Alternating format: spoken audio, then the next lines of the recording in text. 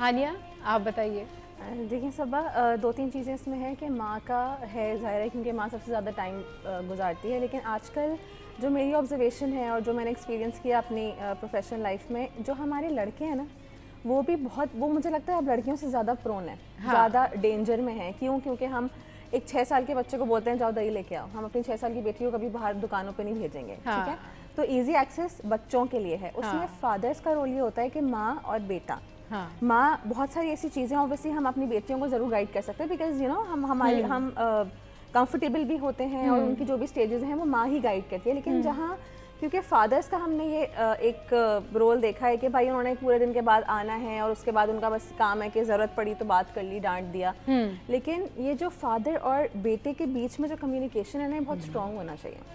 कि वो जब बच्चा एक सर्टेन एज पे पहुंच जाए तो बाप की जिम्मेदारी है कि वो बताए कि भाई अब आपने पर्टिकुलर चीज़ें पहननी है, या आपने अपने प्राइवेट पार्ट्स को इस तरह जो है सेफ रखना है, सेफ्टी वाइज भी और इस तरह भी। बाप का बहुत इंपॉर्टेंट रोल है इसमें। हम हमेशा इसको ओवरलुक कर जाते हैं फॉर सम रीज़न, और अल्लाह ना करे किसी बच्चे के साथ कुछ हो भी जाए तो भी माँ पे ही ब्लेम आता है, क्योंकि ज़ाहिर है माँ होती है। लेकिन मेरी नज़र में बाप का बहुत बड़ा रोल है इसमें, और वो अपने बच्चों से, हाँ ऑब्वियसली बेटी से वो नहीं कर सकते ये बात, लेकिन बेटियों को ये कॉन्फिडेंस देना भी बाप का ही काम है, क्योंकि माएँ डर जाती हैं। अक्सर देखा है जो सेक्सुअल अब्यूज़ की बच्चियाँ जो शिकार होती हैं, वो बातें माँ दिल में दबा के सालों रहती है, अपने शौहर को भी शायद नहीं बताती कि लोग क्या कहेंगे, बात निकल गई तो क्या होगा, इज्जत पे जो हमारे यहाँ हर बात पे इज्जत पे जो बात बन जाती है। तो खामोशी, क्योंकि औरत शायद कमज़ोर भी है और वो खामोश हो जाती है। लेकिन अगर बाप ने अपनी बेटी को ये कॉन्फिडेंस दिया ना कि बेटा मैं यहाँ खड़ा हूँ, तुम्हें कोई गंदी नज़र से देख भी लेना, तुमने आके बताना है बाबा को, baba is always there for you.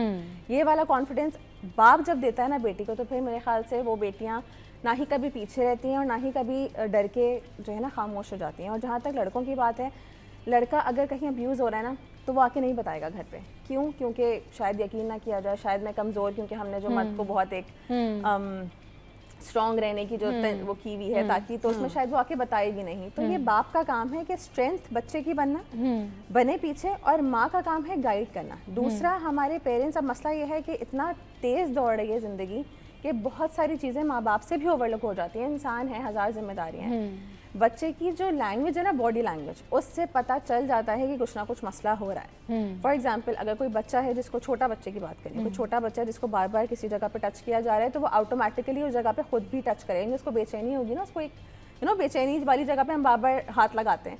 तो ये छोटे छोटे क्यूज होते हैं जो बच्चा जो अब्यूज़ से गुजर रहा हो वो देता ही देता है। तो बस देखने वाली नज़र होनी चाहिए। और दूसरा, जैसे उन्होंने कहा कि स्ट्रेंजर डेंजर वाले ज़माने चले गए, अब अब्यूज़ जो है ना घर में ही हो रहा है। और घर में भी आप सिर्फ माँ और बाप शायद वो हैं। अब तो खैर जो दौर आ रहा है उसमें तो मेरी नज़र से तो ऐसे भी वाक़यात गुजरे हैं जिसमें बाप ही जो हैं अब्यूज़र्स थे, लेकिन बहुत कम होता है ऐसा केस। तो माँ बाप के अलावा उस बच्चे की प्रॉक्सिमिटी लेवल, किसी भी मामू, ताया, चाचा, कितना भी सगा रिश्ता है, हमने हक करना, गोद में बिठाना, हमने इस चीज़ को थोड़ा सा अब ख़त्म करना है, क्योंकि अब आपको नहीं पता कि क्या इंसान क्या नियत लेके बैठा हुआ है। और सब अब्यूज़ जो है ना, एक चीज़ बहुत गौर करने की जरूरत है, अब्यूज़ एकदम से नहीं हो जाता कि बच्चा अचानक से अब्यूज़ हो गया। इसका पहले का एक प्रोसेस होता है, इसको हम ग्रूमिंग बोलते हैं। जो भी अब्यूज़र है ना, वो स्टेप बाय स्टेप चल रहा होता है। ऐसा नहीं होगा वो बच्चे को ले गया और उसने काम करके फारिग कर दिया, ऐसा नहीं होता। सही। ग्रूमिंग का प्रोसेस ऐसे होता है कि वो पहले बच्चे के तरफ अपना ट्रस्ट बिल्ड करते हैं कि पहले टॉफी दे दी, चॉकलेट दे दी, बिल्कुल, पहले वो थोड़ा थोड़ा मिलते रहते हैं। बच्चे के दिल में जगह बनाना, ये ग्रूमिंग तो इतना बेसिक है कि शायद अगर हम इस एज में हमारे साथ भी हो रही हो, हम भी शायद पहचान ना पाएंगे। क्यों? क्योंकि हमें लग रहा होता है कि somebody is getting close to us, हमारी दोस्ती है, हमारी दोस्ती है। और कुछ लोगों के ऊपर ना हानिया आप इतना ट्रस्ट कर लेते हैं क्योंकि वो आप कहते हैं कि अल्टीमेटली इससे तो हमारी दोस्ती है, ये हमारा दोस्त है, ये हमारे साथ ऐसा नहीं कर सकता या ऐसा पॉसिबल नहीं है, बट समहाउ वो कुछ ना कुछ प्लान लेकर आपके पास आए होते हैं ना, उनका कोई ना कोई प्लान होता है, कोई ऐसी चीजें होती हैं जो उनके मकासद होते हैं, तो वो आके आपसे फिर दोस्तियां करते हैं और वो एक प्लान के तहत आपके साथ होते हैं। एक साथ नहीं कर सकता ये काम, मुझे बच्चे के दिल में जगह बनानी है, वरना बच्चा मेरे साथ नहीं जाएगा। तो वो ग्रूमिंग का प्रोसेस चलता है उनका, वो ग्रूमिंग करके बच्चे का भरोसा जीत के, इवन पेरेंट्स का भरोसा जीत के, उसके बाद फिर एंड में वो काम होता है। अब्यूज़ कभी भी एक साथ नहीं होता। हम अगर ग्रूमिंग आइडेंटिफाई कर जाए ना तो हमारे शायद आधे मसले ख़त्म हो जाएं। और वो ग्रूमिंग स्पेशली जो हमारे घर के लोग हैं उनके लिए तो बहुत आसान है ग्रूमिंग करना। जो एक जॉइंट फैमिली सिस्टम है या मोहल्लेदार हैं या दोस्त अहबाब हैं, उनके तो ग्रूमिंग बहुत आसान है, क्योंकि बच्चे को हमने कहा कि अंकल हैं, यू नो, अंकल हैं, आप जाओ अंकल के साथ, तो क्या हुआ अगर अंकल ने आपको प्यार कर लिया तो। और दूसरा, जब बच्चा आके आपसे, हमारा प्रॉब्लम क्या है कि जैसे उन्होंने कहा, हम बच्चे की बात पे यकीन नहीं करते। बच्चा है कुछ भी बोल रहा है, बच्चा कुछ भी नहीं बोल रहा है, बच्चा जब भी बोल रहा है पीछे कुछ है तभी बोल रहा है। पीछे कहानियाँ, इस बारे में थोड़ा बताएं कि लोगों को मजीद किस तरह से एजुकेट कर सकते हैं, क्योंकि हमें तो नहीं पता कि हमसे कौन किस नीयत से मिल रहा है। देखिए वही है, देखिए गट फीलिंग जो है ना हमारी, sorry, gut feeling is very strong. हम ना अक्सर हमारे दिल में ख्याल आ रहा होता है, हमें डर लग रहा होता है, हम उसको इग्नोर कर रहे होते हैं। अल्लाह ने ना इंस्टिंक्ट दी है हर जानदार को। इवन जानवर को भी पता होता है डेंजर है ना, उसको इंस्टिंक्ट उसकी जाग जाती है, क्योंकि सर्वाइवल है ना दुनिया में। तो अल्लाह ने ये इंस्टिंक्ट सबको दिए। आपकी इंस्टिंक्ट बताएगी कि कहाँ कुछ होने वाला है, कुछ नहीं होने वाला, हम उसको इग्नोर करते हैं। गट फीलिंग गलत भी है तो नुकसान नहीं है, सही है तो बच जाओगे, ठीक है। तो गट फीलिंग पर ट्रस्ट करें। दूसरा, जैसे उन्होंने कहा कि स्कूल्स में हमारी बेसिक एजुकेशन जो हम बच्चे को ABCD 1 2 3 सिखाने में कर रहे हैं ना, उसमें बच्चे को, देखिए गुड टच बैड टच का जमाना चला गया, it's no touch policy now.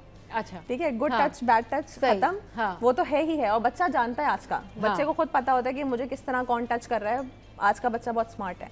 लेकिन अब तो नो टच पॉलिसी पे काम होना चाहिए कि नहीं, मम्मा बाबा के अलावा nobody can come near you, nobody can even touch you. सही। हाँ, अगर है, मेरे भी कजन्स के बच्चे हैं, मेरी बहन के बच्चे हैं, उन पे मुझे भी प्यार आता है, लेकिन मुझे पता है कि माँ बाप हैं साथ में ना, तो माँ बाप को विजिलेंट होने की जरूरत है। दूसरा, हमारी जो स्कूल्स हैं, हमारे एजुकेशन इदारे हैं, उनको पेरेंट्स की ट्रेनिंग करने की जरूरत है। बच्चे को तो आप सिखा ही रहे हो, वो आपका काम है, आपने करना है। जैसे आजकल काउंसलिंग बहुत ज़्यादा, हर स्कूल में काउंसलर्स हैं, वहाँ पर भी बहुत सारी चीज़ें अच्छी हो जाती हैं। पेरेंट्स के सेशंस बहुत इंपॉर्टेंट है, क्योंकि असल मसला वहाँ आता है जब पेरेंट्स को पता ही नहीं है उन बेचारों ने करना क्या है, उन्होंने कैसे इस दौर में बच्चे को जो है संभालना है, जबकि बच्चे के हाथ में ऐसी ऐसी चीज़ें, वो मोबाइल फ़ोन, लैपटॉप, मतलब बच्चा अब्यूज़र भी यूँ बनेगा, अब्यूज्ड भी होगा, हर चीज़। अब तो मतलब एवरीथिंग इज़ वेरी पॉसिबल। तो बच्चे पे किस तरह आपने, एंड जो बच्चा अब्यूज़ होता है ना, दिस इज़ वेरी नेचुरल कि अब्यूज़ की साइकिल रिपीट होती है।